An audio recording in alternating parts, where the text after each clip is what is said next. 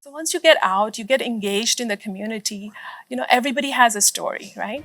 And where you share the story, you get to know the person as an individual, right? And to embrace diversity and inclusion and equality, you have to know this person. So to get to know the others, the beauty of others, and through that, we can create a very authentic relationships